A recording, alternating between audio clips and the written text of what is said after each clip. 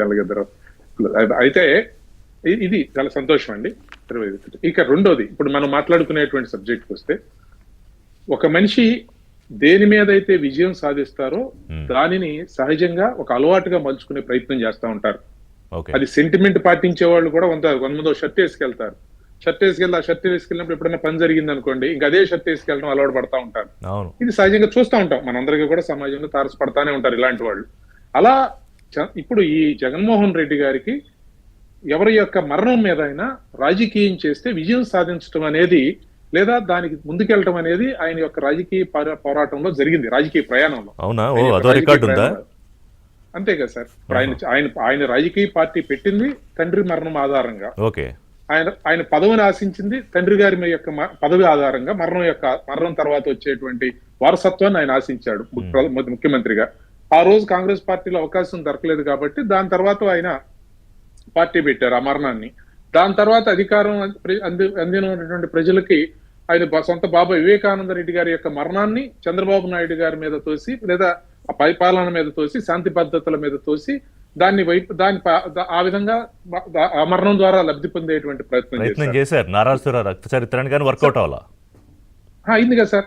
అంటే ఆయన కేసులో పెడతాం వర్కౌట్ కాకపోవచ్చు, కానీ అధికారంలోకి రాగలిగారు కదా. అధికారంలో రావడానికి అదొక ఫ్యాక్టర్ పనిచేసింది కదా ఖచ్చితంగా. ఇప్పుడు ఏదో జరిగి ఉంటుంది, అంత ఏదో అయింది చేస్తారు. అప్పుడు కూడా తండ్రి గారి మరణం కింద అప్పుడు అంబానీలు ఉన్నారు, ఇంకొకళ్ళు ఉన్నారు అని చెప్పి మాట్లాడారు. ఇన్ని రికార్డ్స్ ఉన్నాయి కదా. సరే, అది ఒకటి. దాని తర్వాత ఇప్పుడు మరలా అధికారం పోయిన తర్వాత ఆయన ఎక్కడ వెళ్తే జైలు కన్నా వెళ్ళి పరామర్శించడానికి బయటకు వస్తున్నాడు ఆయన. మీరు ఈ 10 నెలల కాలంలో మీరు చూస్తే, లేదా ఇక్కడ చనిపోతారేమో అనేటువంటి అవకాశం కోసం ఎదురు చూస్తా ఉన్నాడు.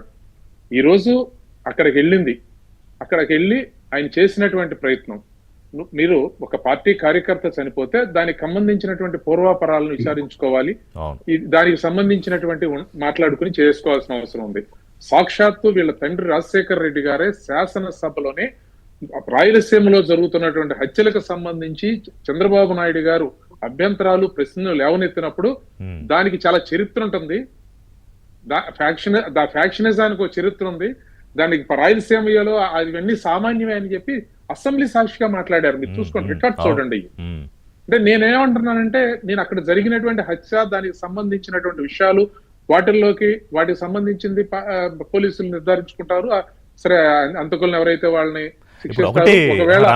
మనుషులు ఎవరైనా ఇప్పుడు చనిపోవడం బాధాకరమే, ఆందోళన అందరికీ.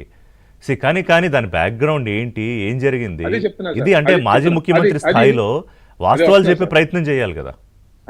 దాన్ని నిర్ణయం తీసుకుంటారు.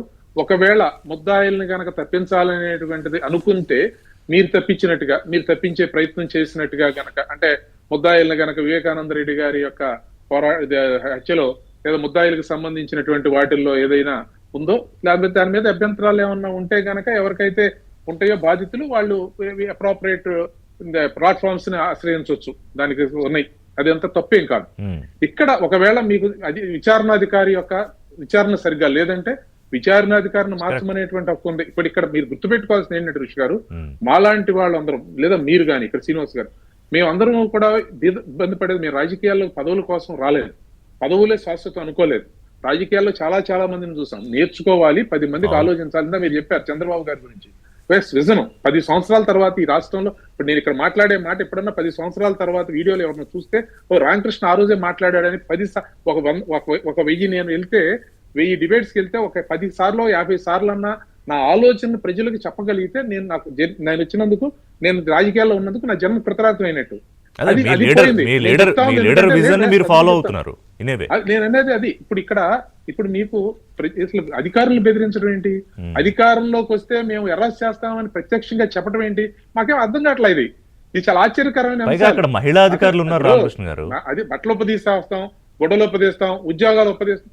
నీకు ఒకవేళ ఎవరైనా సరే సక్రమంగా పని చేయలేదు అని చెప్పి భావిస్తే, లేదా సక్రమంగా ఉండలేదంటే అప్పుడు వెళ్ళండి, ఉన్నతాధికారిని ఆశ్రయించండి.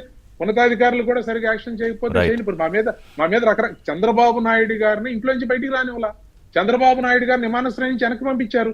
మేము న్యాయ వ్యవస్థ దగ్గరికి వెళ్ళాం, సరైనటువంటి వ్యవస్థ దగ్గరికి వెళ్ళాం. మేము దానికి సంబంధించినటువంటి వాటిని వాళ్ళ యొక్క ఆర్డర్స్ ని ఫాలో అవ్వమని చెప్పి